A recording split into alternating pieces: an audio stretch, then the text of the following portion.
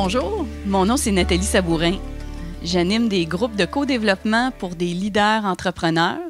Et puis, je suis ici avec Marie-Claude Fontaine de la Société de développement économique de Rivière-des-Prairies, Pointe-aux-Trembles, Montréal-Est, comme acteur de développement économique qui a eu cette merveilleuse idée de fonder des groupes de co-développement pour les entrepreneurs.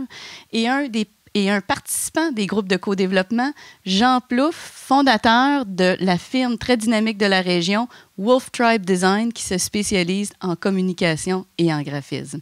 Alors, ça me fait plaisir d'être avec vous aujourd'hui. Puis le but de notre vidéo, c'est pouvoir répondre à 3 questions. Premièrement, c'est quoi le co-développement? Deuxièmement, comment ça fonctionne? Puis troisièmement, qu'est-ce que ça donne?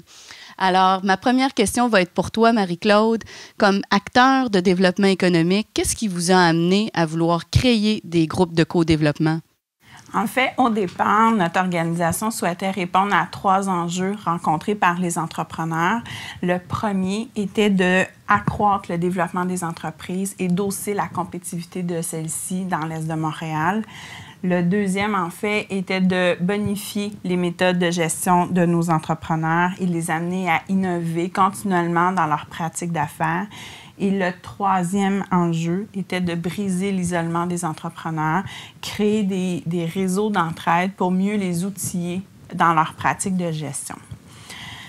En fait, par l'approche de co-développement, cela nous donnait un moyen super efficace d'aider nos entrepreneurs à partager des problématiques communes, à partager des bonnes pratiques d'affaires, à discuter d'enjeux reliés à des problématiques de gestion et finalement pouvoir s'entraider entre eux. Vous savez, souvent, les entrepreneurs, ils se sentent isolés et ne savent pas nécessairement à qui se référer pour discuter de problématiques reliées à la gestion de leur entreprise.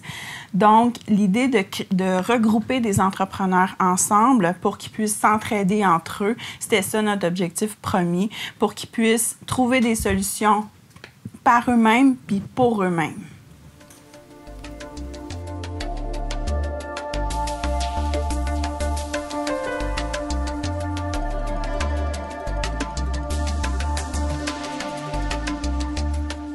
Donc, ma deuxième question est pour toi, Jean. Qu'est-ce qui t'a amené comme entrepreneur à te joindre à nos groupes de co-développement? En fait, Nathalie, après 3 ans en affaires, on vivait une énorme croissance dans l'entreprise et je me posais beaucoup de questions à savoir si mes décisions étaient les bonnes.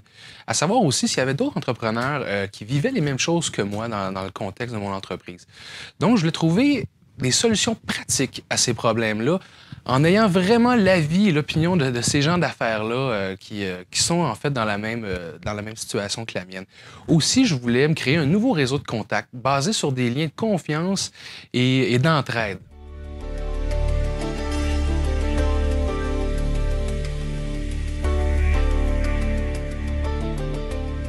Maintenant, on aimerait savoir comment ça fonctionne un groupe de co-développement. Donc, Jean, pourrais-tu partager avec nous une expérience que tu as vécue comme participant? Absolument. Quand je rentre dans la table de co-développement, j'ai 2 rôles. J'ai le rôle du client et j'ai le rôle du consultant. Mon rôle de client, c'est de bien exposer mon problème aux autres gens autour de la table. Pour donner un exemple, mon entreprise a fait l'acquisition d'une autre entreprise. La présidente de cette entreprise-là était beaucoup plus âgée que nous et voulait aussi participer à court terme à la relève de l'entreprise. Parfois, il y avait des petits problèmes au niveau de la communication dû au choc générationnel, justement. Donc, en exposant ce problème-là aux gens autour de la table, eux me posent des questions percutantes qui me permettent de bien faire une analyse et de faire le plan d'action ensuite. Donc, mon problème avait 3 facettes: la relève, les valeurs et la communication.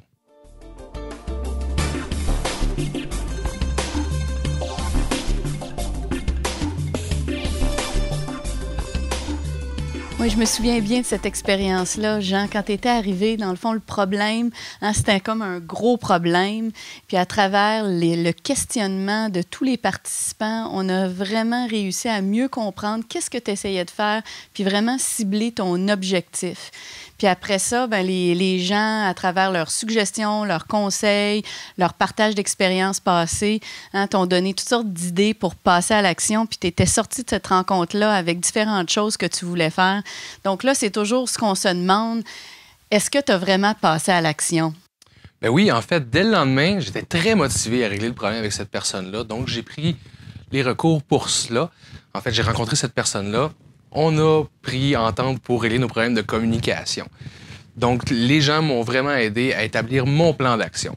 Ce qui est bien aussi de cela, c'est que 6 semaines plus tard, à la prochaine réunion, il faut que je fasse un compte-rendu des règlements puis des choses que j'ai pris pour régler ce problème-là. Donc, les gens peuvent justement faire le suivi de leur rôle de consultant dans ma problématique. Donc ça aussi, ça te permet, dans le fond, de faire un suivi parce que souvent, c'est des enjeux d'affaires. C'est pas une solution très simple, mais c'est un ensemble de choses. Donc, en faisant un retour comme ça te permet de continuer à suivre ton plan de match. Puis c'est sûr que les participants sont intéressés à savoir qu'est-ce que tu as fait, puis on continue à apprendre ensemble. Exactement. Donc, tu nous as parlé de ton deuxième rôle, qui était ton rôle de consultant coach, qui est de la façon que tu contribues à ton équipe. Donc, pourrais-tu nous expliquer quel type d'enjeu que tu as aider tes collègues entrepreneurs dans le cadre des groupes de co-développement? En fait, c'est toutes sortes d'enjeux, autant professionnels que personnels. Donc, ça peut être pour le service clientèle, la gestion du temps. Ça peut être la gestion émotionnelle en milieu de travail, la conciliation travail-famille. Donc, c'est vraiment un ensemble de sujets d'affaires qui touchent autant votre rôle comme entrepreneur que le leadership, que la gestion de votre entreprise. Exactement. Donc, une des choses qu'on voudrait expliquer aussi, c'est l'organisation d'un groupe de co-développement. Donc, Jean, qu'est-ce que tu retiens de tout ça? C'est relativement assez simple. C'est une démarche qui s'inscrit en 6 étapes. C'est des ateliers qui durent une demi-journée aux 6 à 8 semaines. C'est des tables d'environ 8 à 6 membres. Il y a un animateur qui connaît bien la démarche, qui nous aide à atteindre les objectifs et à respecter les étapes. Ensuite, il y a aussi une entente de confidentialité qui est signée entre les membres pour souder le lien de confiance. Parce que dans le fond, c'est vraiment ça, hein, Jean. Une des choses qui est tellement importante au succès du groupe de co-développement, c'est que chaque membre, dans le fond, sente qu'ils sont à l'aise de pouvoir venir puis partager les vrais enjeux pour parler des vraies choses puis d'apporter des solutions ensemble. C'est absolument nécessaire.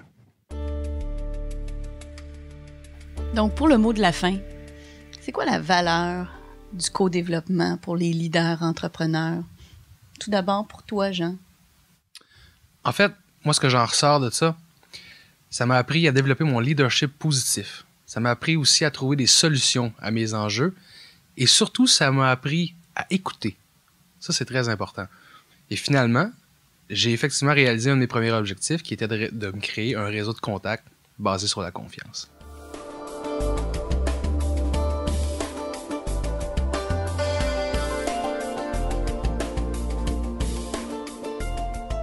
Puis pour toi, Marie-Claude, comme agent de développement économique?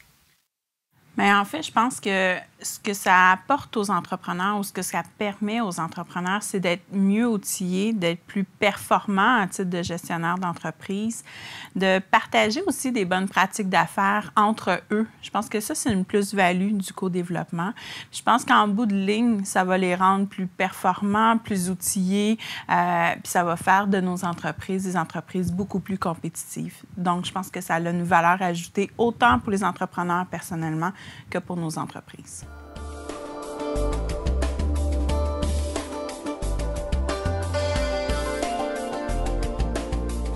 Je voulais vraiment vous remercier d'avoir pu partager cette expérience-là positive pour le développement des entrepreneurs au Québec. Ça fait plaisir. Bonne continuation. Merci.